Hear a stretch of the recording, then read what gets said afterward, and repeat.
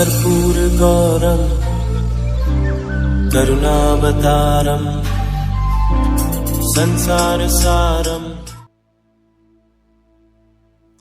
ओम शिवाय, जय माता दी। पुनः स्वागत है आप सभी का। चलिए हमारा उत्तम विषय ले लेते हैं। अप्रैल का महीना, मासिक राशिफल हमारे प्यारे प्यारे मेष राशि के जातक हैं, इनके लिए कैसा रहेगा। अब 7:30 का जो समय है वह शुरू हो चुका है। इसके पश्चात भी अगर आप थोड़ा सा ध्यान देंगे, जहाँ जहाँ मैं प्रार्थना करूँगा तो आपको समझ में आएगा कि आपकी प्रगति का जो काल है वह इस महीने से प्रारंभ हो गया है। अब उसको समझते हैं कैसे। पहले गोचर के माध्यम से देखिए, सूर्य जो मीन राशि में जो बैठे हुए थे अभी तक, मीन राशि जल हो गया, सूर्य अग्नि हो गए, दोनों के प्रभाव से कृत्रिम राहु का जन्म हो रहा था। राहु पहले से वहाँ बैठे हुए, तो राहु को बहुत ज़्यादा बल मिल रहा था। अब 14 अप्रैल से सूर्य बाबा आगे मूव कर जाएंगे और हो जाएंगे उच्च प्रभावी। अब पहुँच जाएंगे मेष राशि के ऊपर, उच्च प्रभावी हो जाएंगे। तो एक ये बहुत बड़ा लाभ मिलेगा आपको। उसके पश्चात जो मंगल देव की जो अष्टम दृष्टि जो पड़ रही थी आपके कर्म क्षेत्र पर, वह अष्टम दृष्टि से कहीं ना कहीं टकराव ऐसा हो रहा था कि सब कुछ ठीक है, लेकिन प्रोग्रेस नाम की कोई भी चीज़ हमारे को देखने को नहीं मिल रही है। अब जैसे ही ये कर्क राशि में प्रवेश करेंगे 3 अप्रैल 2025 गुरुवार रात को लगभग 2 बजे से ये प्रवेश कर जाएंगे। तो नीच प्रभावी का मतलब बिल्कुल भी नेगेटिव मत लीजिएगा। यानी पावर थोड़ी सी कम हो जाएगी, लेकिन सपोर्ट जो है आपके कर्म क्षेत्र को बहुत अच्छे से मिलने लग जाएगा। और ये चंद्र बाबा का स्थान है, चौथा घर है अगर कालपुरुष से देखते हैं तो। अब जो अष्टम दृष्टि जो पड़ रही है, जो एकादश भाव पे जो पड़ रही है, वह हानि नहीं करेगी। इस बात का बहुत ध्यान बना के रखिएगा। पहले जो घर था वह था उसका तीसरा घर। इसकी वजह से भाग्य का सपोर्ट तो थोड़ा बहुत मिल रहा था, लेकिन उसके पश्चात भाग्य से कोई भी काम अगर बन जाता था, अंत में जाकर वो अष्टम दृष्टि उस चीज़ को काट देती थी। अब समझिए जो बुध देव जो ग्रह हैं वह उस नेगेटिविटी को एब्जॉर्ब इसलिए नहीं कर पा रहे थे क्योंकि वक्री चल रहे थे, अस्त चल रहे थे। तो 7 अप्रैल को वक्री का जो प्रभाव है इससे बुध देव बाहर आ जाएंगे। 8 अप्रैल को जो अस्त का प्रभाव है उससे बाहर आ जाएंगे। अब सवाल ये उठता है कि शुक्र बाबा तो उच्च के होकर बैठे हुए हैं, लेकिन शुक्र भी जो है 2 मार्च से जो है 43 दिनों तक वक्री प्रभाव में थे। अब ये 13 अप्रैल को इस प्रभाव से मुक्त हो जाए। यानी शुक्र की जो उच्च का जो प्रभाव है वह भर भर के आपको आशीर्वाद के रूप में मिलेगा। यानी शुक्र हो गए, आगे गुरु हो गए और बीच में आगे सूर्य, तो बहुत ज़्यादा ये उत्तम आशीर्वाद आपको प्रदान करेंगे। शनि बाबा की मैं बात बताता हूँ। शनि बाबा ने बेशक जो है आगे मूव करा है, राशि परिवर्तन करा है, बड़ा परिवर्तन करा है, लेकिन 28 फरवरी से 40 दिनों तक यानी 9 अप्रैल तक शनि बाबा जो है उनका जो प्रभाव है अस्त प्रभाव बना हुआ था। तो ये सारे जो हैं चेंजेस जो हैं ये बहुत ज़्यादा पॉजिटिव चेंजेस हुए हैं। अब जो लाभ नहीं मिल पा रहा था वह लाभ भर भर के मिलेगा। तो सबसे पहले जो क्षेत्र है आपका, सबसे पहला जो क्षेत्र हम काउंट करेंगे वह काउंट करेंगे जो आपके खर्चों का सेक्शन है। यानी कि कोई भी एक ऐसा कारण, कोई भी XYZ कारण आप ले सकते हो जिसके कारण आपका यह कंप्लेंट बनी हुई है कि मेरे को रात्रि को चैन की नींद नहीं आती है।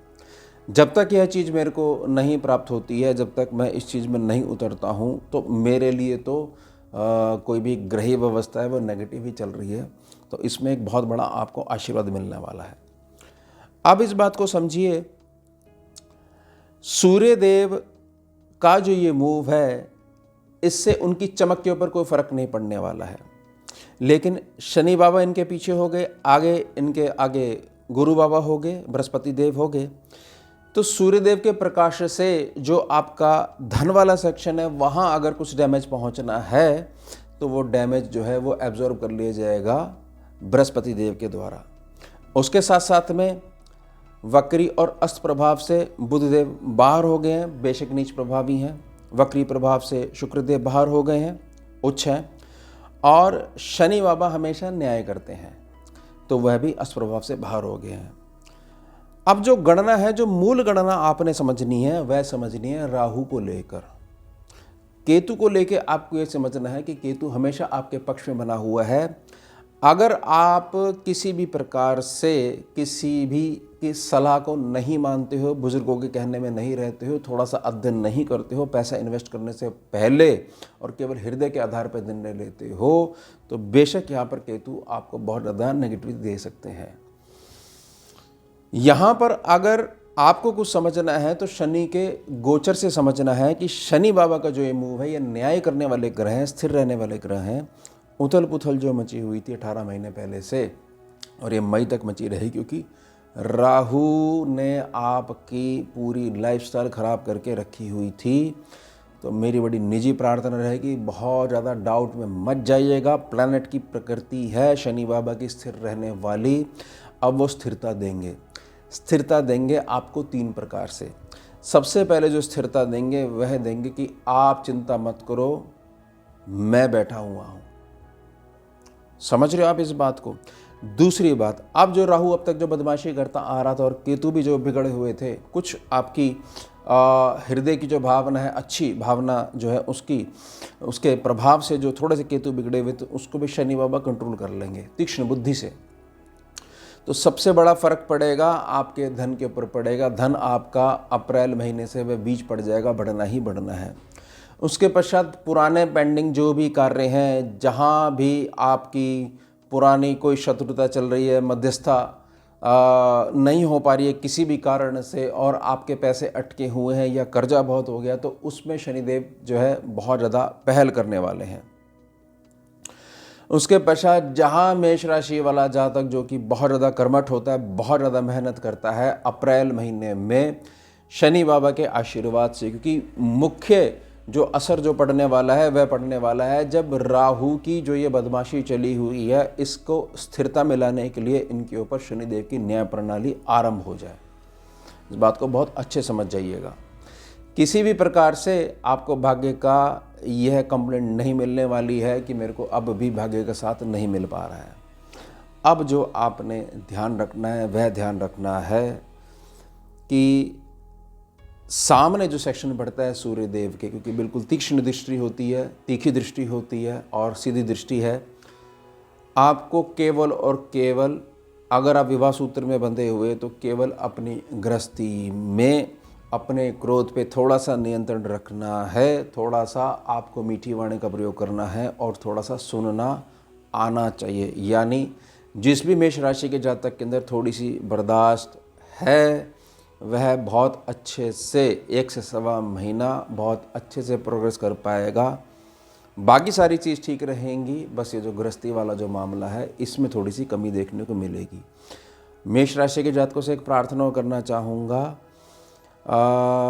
बहुत सारा धन जिस भी जातक के पास आता है, ठीक है, उसका धन है, वह उसका स्वामी है। अगर उसको बरकत में अगर वो खर्च करता है तो बहुत उत्तम रहता है। अगर मात्र अपने केवल शौक़ पूरे करता है तो वहाँ पर थोड़ा सा ये माना जाता है कि जब आपको मौका मिला है तो आपने थोड़ा सा लक्ष्मी जी का सम्मान नहीं करा। बस ये बात ध्यान रखिएगा, क्योंकि अब जो आपके पास जो धन आएगा अगले 2.5 साल तक मेष राशि के जातकों के पास, वह आएगा शनिदेव की कृपा से।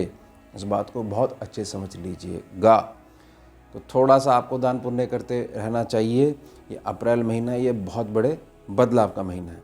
तो ये हो गया हमारा उत्तम विषय। मिलते हैं आपसे अगले भाग में नए विषय के साथ। जुड़िए और जोड़िए। ओम शिवा जय